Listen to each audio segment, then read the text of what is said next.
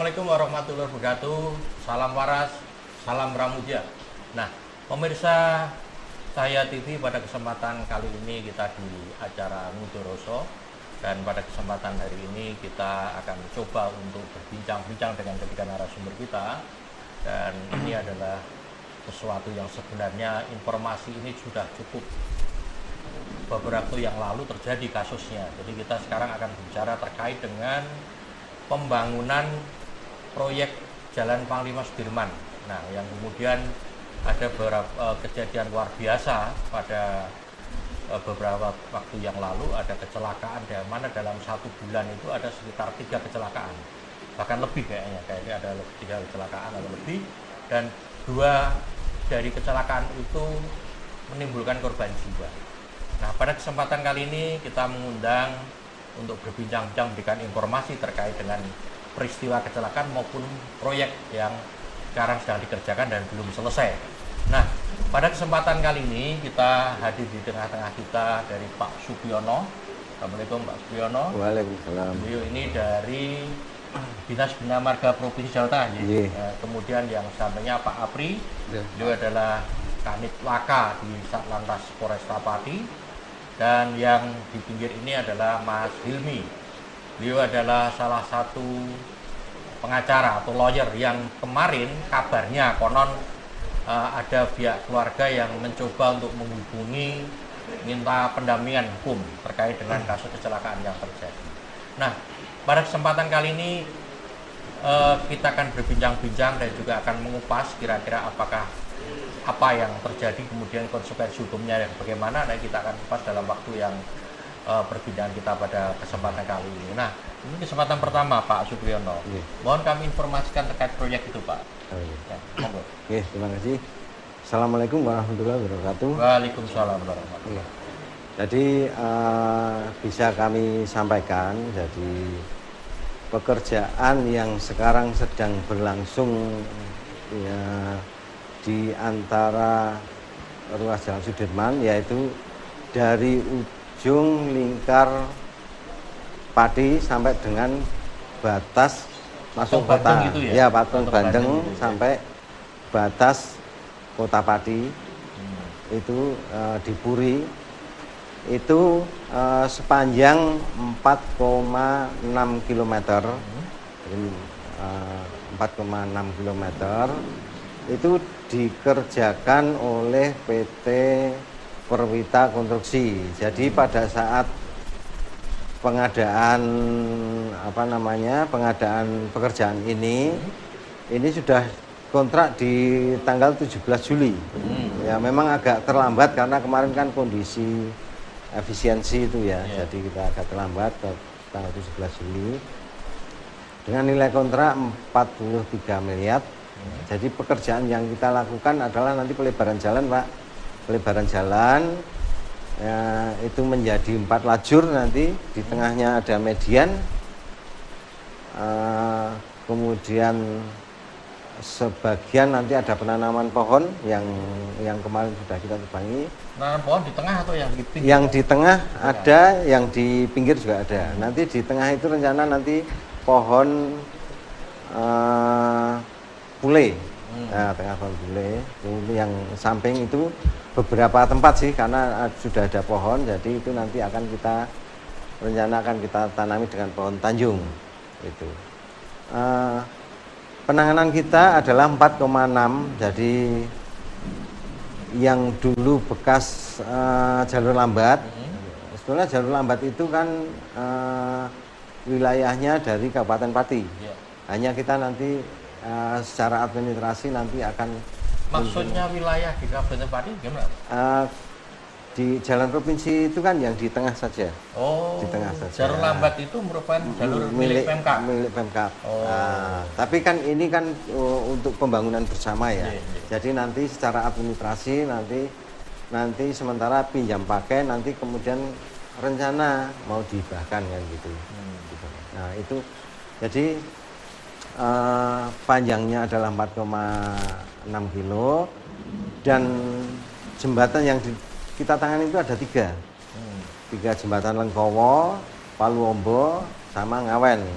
Nah, itu ada 3 jembatan. Kemudian yang kita laksanakan nanti perkerasan aspal, terus kemudian kita bikin median itu dari batas kota sampai dengan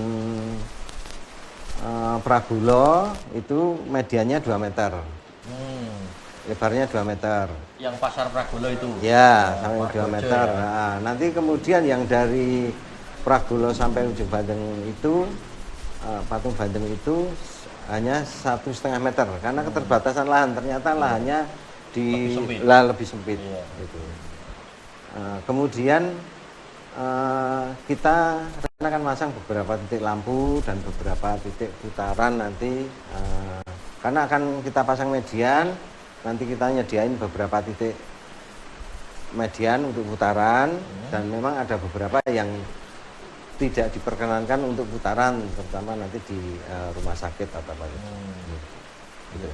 Itu yang untuk pelaksana dari PT Perwita Konstruksi.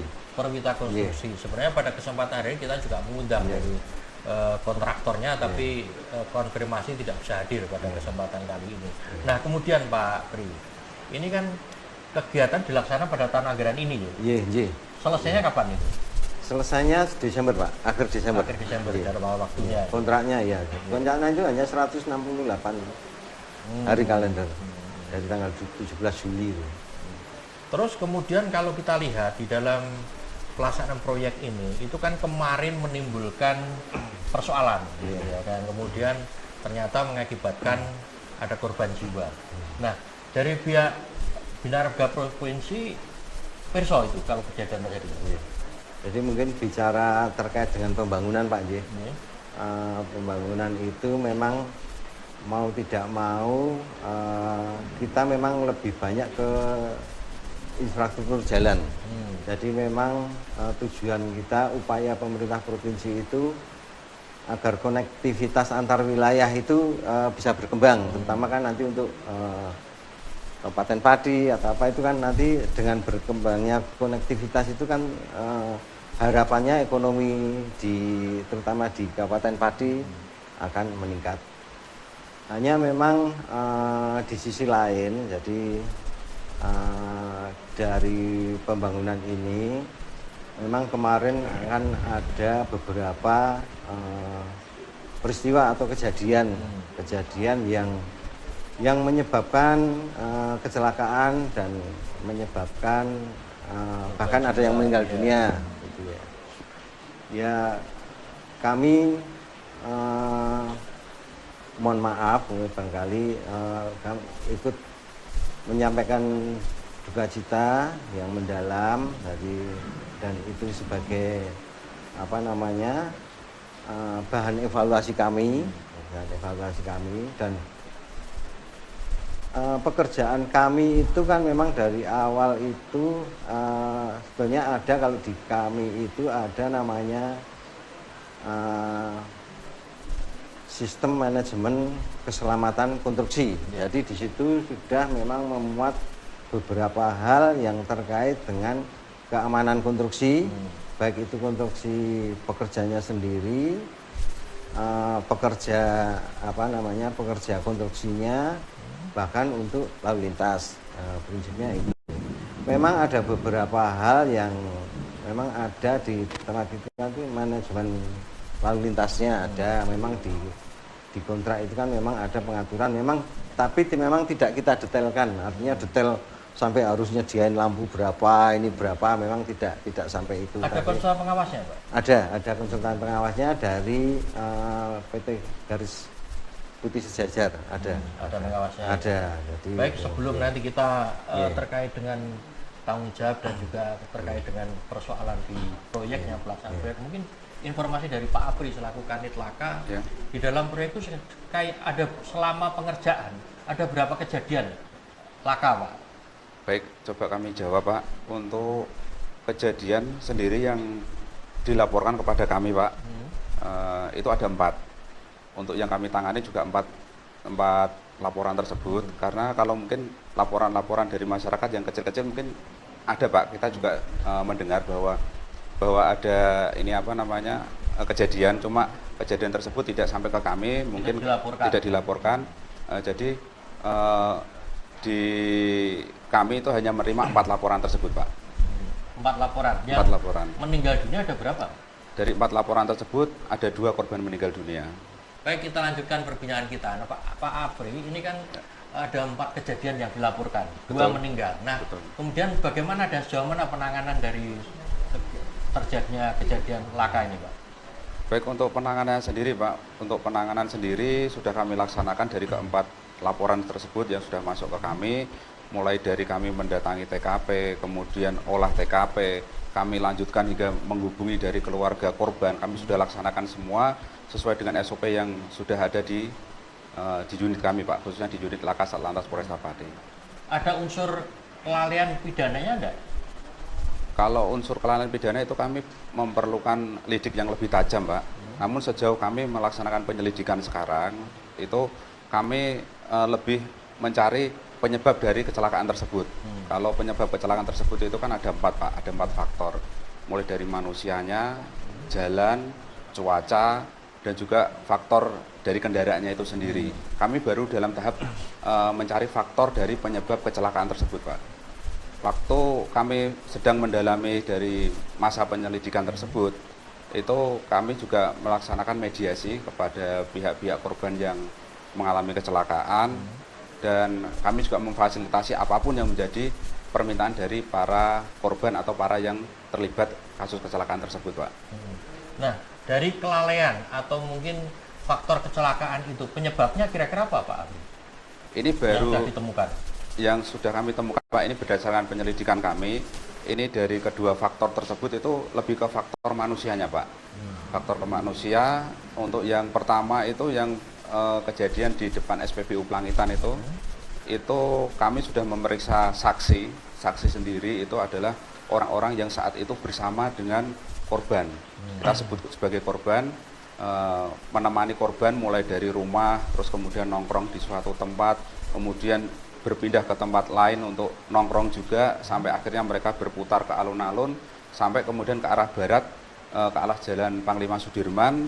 Di sana mereka konvoy, Pak, konvoy sejumlah 10 orang, itu semuanya sudah kami periksa. Mereka konvoy ke arah barat, kemudian salah satu dari mereka itu mendengar ada salah satu temannya yang jatuh, kemudian putar balik berusaha menolong, namun waktu itu ditemukan kondisi sudah mungkin saat ditemukan itu sudah meninggal dunia, kemudian segera melaporkan. Kepala putus itu ya? Betul.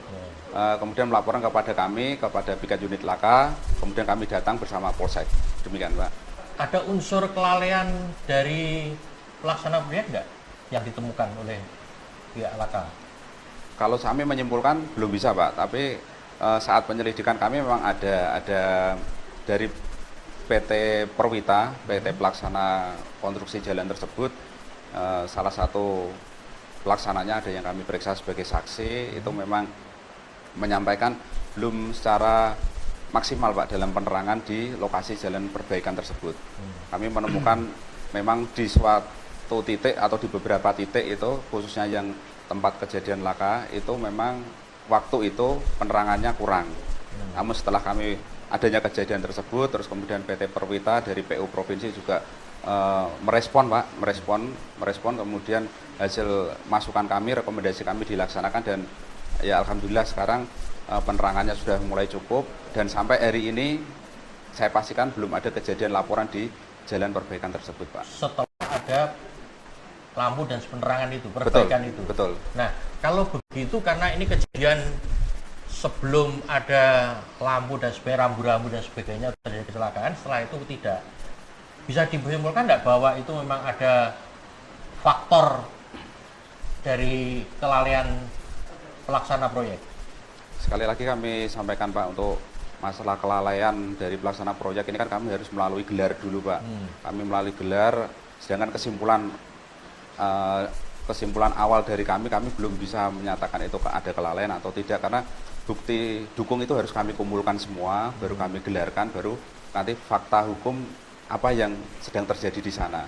Namun waktu saat kejadian memang kami melihat di sana waktu itu penerangannya ada yang kurang, seperti itu, Pak. Menurut Satlantas, sebelum terjadi perbaikan keselamatan ya, artinya ada rambu-rambu yang diberikan.